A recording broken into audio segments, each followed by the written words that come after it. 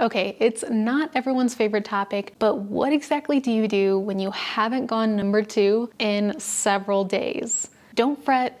We've all been there. Let's talk about it in today's video. If you're new to the channel, hello and welcome. My name is Katie. I'm a registered dietitian and personal trainer, and here to talk to you about number 2s. While it may freak you out that you haven't gone in a couple of days, it's actually kind of normal to sometimes experience constipation. Now, if it is a chronic thing, there are a couple things that you can certainly do to help increase the regularity of bowel movements. But today we're going to talk about what you should do if it's been a couple of days since you've gone, aka you're constipated. So the first thing that I would recommend is take a step back, take a deep breath, and tell me, are you stressed right now? If you are, that might be part of the problem. Now, it might not be the whole problem, but a lot of times stress can really trigger either more bowel movements or less bowel movements. You know, if you're daring, you can tell me which end of the spectrum you are on that scale. But again, really dig deep and tell me, are you feeling stressed right now, or what exactly is going on in your life right now? So for example, are you moving? Are you vacationing? Do you have relatives or friends staying over? Are you doing something new at your job? Are you taking on a new role? Are you really stressed at work because of a new deadline? Stress all affects us differently, but if something is going on in your life that is stressing you out, most likely that is going to impact your GI system. They call the gut the second brain, and that's because it's highly connected to brain number 1. Now, this one is not nutrition related, but my first suggestion to start tackling your GI symptoms is to definitely assess your stress and see what small, manageable things that you can do to lower that stress, even if it's just a tiny fraction. A lot of us are high strung and we're always up here just waiting to boil over. Just imagine a full glass of water, and when one extra stressor happens or one extra drip of water goes into the cup, it spills over. My favorite things to do to manage stress are yoga. I try to do it a couple times a week to kind of keep that baseline stress down. It doesn't always work, but I do my best. And then also practicing things like meditation. I'm really a fan of guided meditation because it's really hard for me to just be alone with my mind, but I highly recommend just following something like Headspace or Calm. You can try whatever app is for you. There's also tons of meditations on YouTube that you can follow. And I'm actually thinking of doing some guided meditations around mindful eating and maybe stress and anxiety in the future. So let me know in the comment section below if you'd be interested in that. Okay, Katie, so I'm managing my stress, I'm rocking it, I'm zenning out.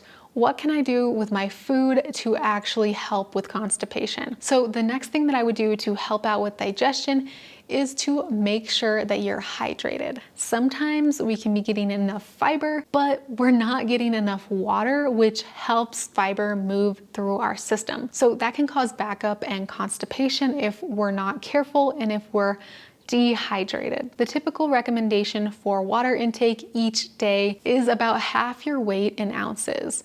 So easy math here, because my brain is not fully functioning today or this week, or most of the time, is if you weigh 150 pounds, then you would have 75 ounces of water a day, or you would at least aim for it. Another average is about 8 cups or so, and that can give or take depending on how active you are and if you live in a place like I do, Colorado, where you definitely need extra water. The next thing that you definitely want to assess is how much fiber you've had. So sometimes this can happen when we are on vacation or when we're in a different environment where our food choices start to change pretty drastically.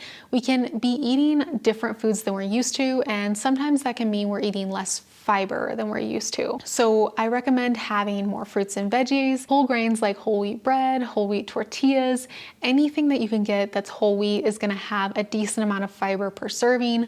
Or if you're going out to a restaurant and you're eating Chinese food, see if they have brown rice instead of white rice, and that can also help increase your fiber intake. So just a few easy hacks to increase your fiber using food.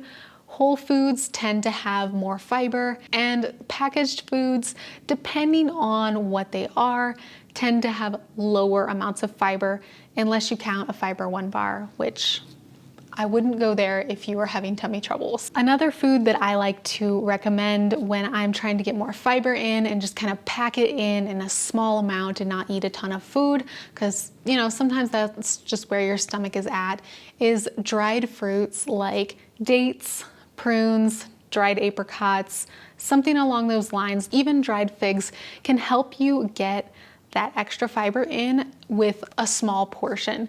So think about it. It's a fruit that's literally shrunken down into a smaller size. So it's as if you're having like a large amount of fruit, but you don't have to have 6 apples in order to get that amount of fiber. With those, definitely recommend to have plenty of water alongside of them. Otherwise, that can cause more constipation. So again, don't have high amounts of fiber without supplementing it with high amounts of water. Otherwise, you're probably gonna feel even more backed up than before. There's also always the option of taking something like a supplement, psyllium husk, or another type of fiber supplement that you can get from the store. But I find that food tends to work just as well as long as you choose whole foods and pair them with water. You can definitely try a supplement if you're kind of wanting to have that extra boost, but I consider like dried fruit almost equal to a supplement in terms of how quickly they work, but it can really vary and depend on the person.